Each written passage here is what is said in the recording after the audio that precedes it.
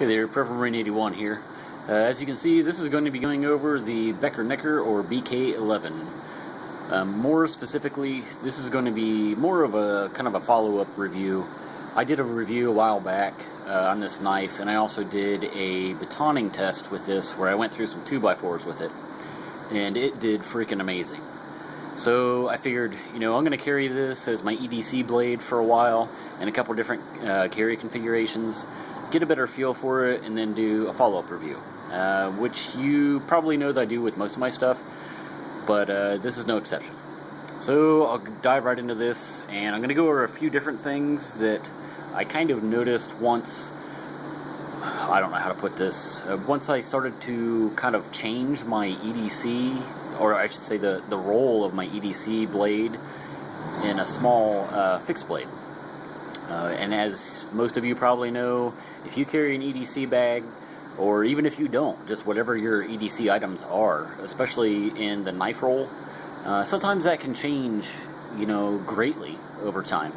And this is no exception, because I just did a review where I talked about where I've been switching from, or I should say I switched from a folding blade to a small fixed blade as my primary EDC knife. Now, after I did that, I really started to kind of notice some things that weren't any flaws in this knife, just, I don't know, areas that it kind of lacked, and that was just because of this, this knife, sorry about the shaking here, this knife is, as you can see, it's a utility knife. It's super thick, it's a drop point. It's made to be used in like a camp setting, or outdoor survival type stuff. That's primarily what they designed this thing for, and it performs remarkably well for its size in that roll. It does awesome. There's nothing wrong that I've found in that roll for this blade. Now, the only problem that I ran into is once I started to carry this on my person as my EDC knife, any EDC knife that I've carried has always had to,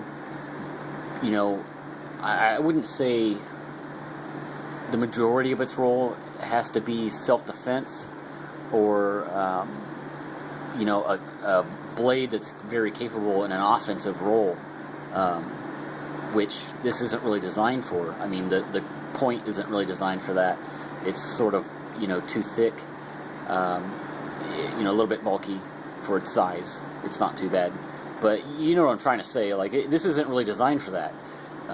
Now, yes, I mean, you could deploy this thing pretty rapidly with the way I've got it configured, and it's got a good edge on it, which all of mine do.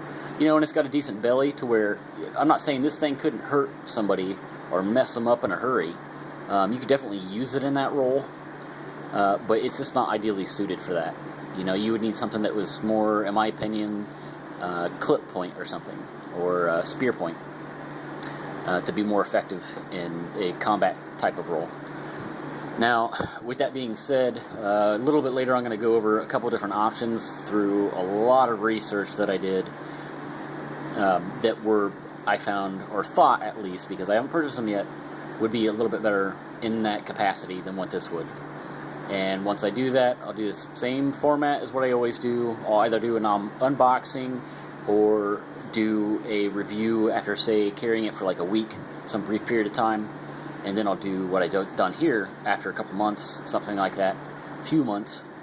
I don't even know how long I've had this, a few months I think, of carrying it every day, and do a follow-up review, because I think that's very important to talk about the different things that you've noticed over a great period of time after extensive use.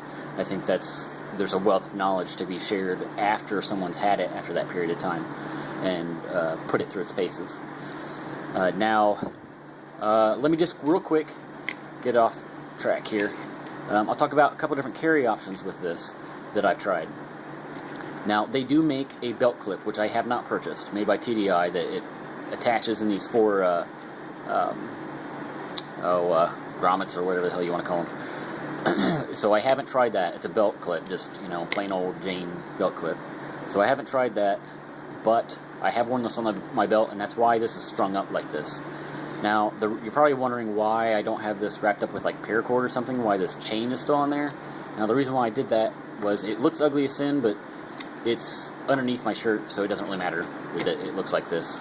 Not that really matters that much, but, you know, I like things neat and tidy, like how, for example, how I've got this wrapped. I want it neat and tidy, which I would have done had I used paracord on this, but anyway, I'm babbling.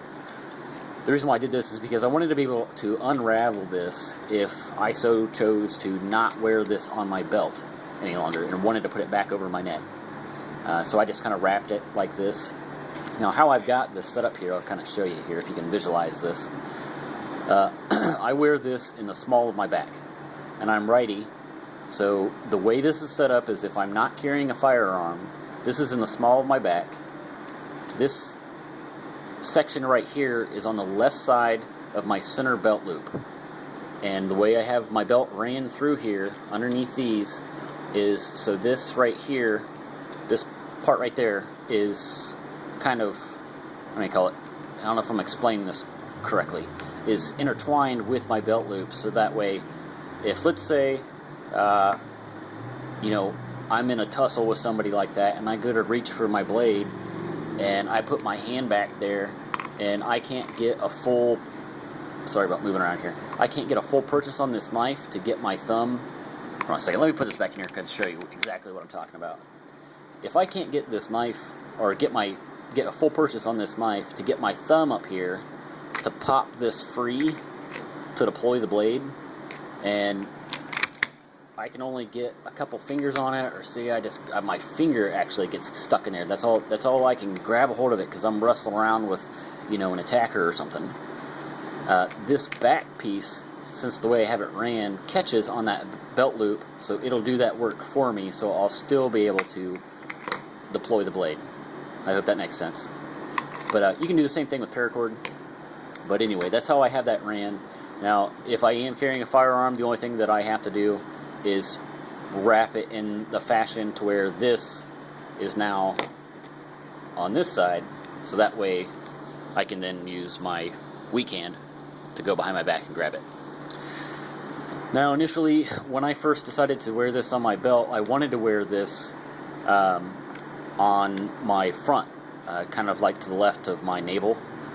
And I tried that, but the problem is because my waist isn't very wide in the front, after I attached it to my belt, you can kind of try to envision here, like this section, it's sitting on the left side of my navel, but my stomach, which is flat, I don't have a beer gut yet, at least, was kind of pushing it out because it's, you know, it's still rounded, so it was tilting the blade out past the center portion of my belt buckle, and you could see the end of the handle here protruding through my t-shirt, like it was poking through it, and it was really obvious that I was carrying something there.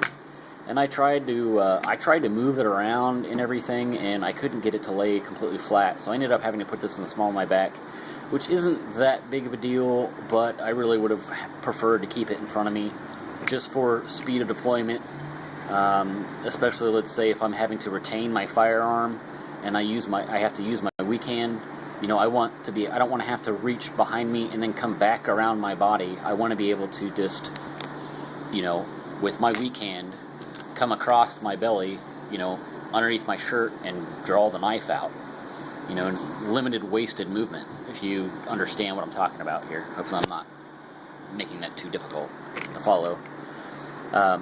But, you know, so therein lies the problem that, you know, well, two problems actually. For me personally, this was too long, at least to wear horizontal, which I prefer horizontal carry. Yeah, I could try the belt clip and wear it vertically, but at the same time, that's kind of long to be sticking up past your belt. You know, you're going to have this whole portion, maybe even, well, no, because that clip stops right here. You're going to have roughly this much sticking up past your belt, and like that just does not look very comfortable at all. So I wanted something that was a little bit smaller, and like I was saying, because of this blade shape, something that was better suited for close quarters combat. that kind of thing. So that leads me to a couple other options that I looked at, and hopefully this will help save you some time in doing the research, because I spent an enormous amount of time looking at all these different knives and options and reviews and all the the tedious process that goes in before I actually purchase a blade. Because I'm like you guys, I don't want to just waste my money on something I'm not going to be happy with. So I put in the time to do the research. So let me hopefully cut some of that out for you. These are some of the options that I came up with that I'm probably going to try, and I'll do a review on that afterwards. If you're looking for more of a self-defense, small fixed blade that you can use very well in conjunction with a firearm. First one is also made by K-Bar. It's TDI's law enforcement model. You've probably seen it. It's kind of like it's not like an L shape. It's at a different degree than that. But it looks kind of like a claw, sort of, in its geometry. That is one that I wanted to try. That's the larger of two different options. They also make a TDI LDK last ditch knife, which is basically just a shrunk down version of that.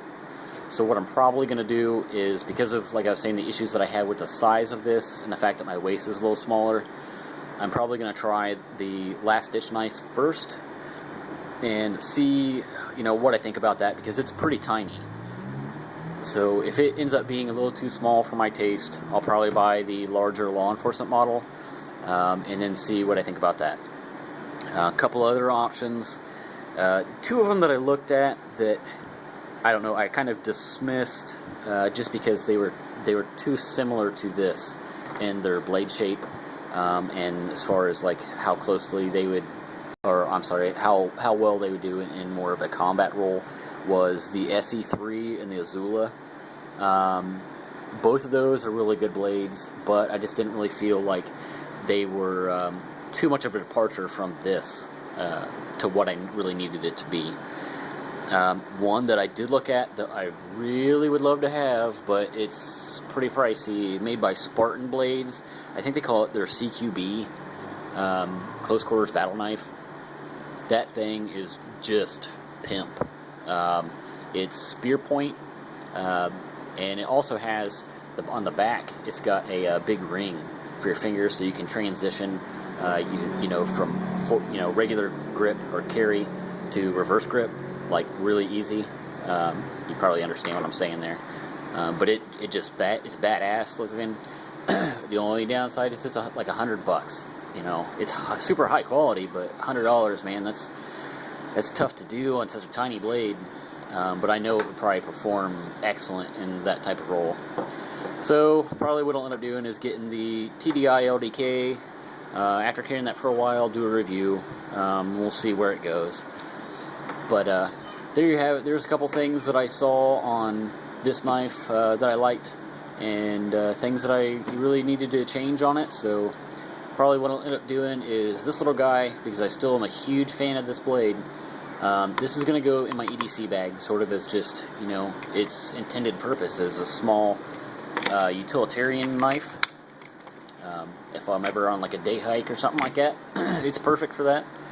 But as far as what always stays on my person is going to be a smaller self-defense blade. And after I get it, I'll keep you guys updated, see how it works out. And as always, thanks for watching. If you have any questions, feel free to leave them. Purple Marine 81 out.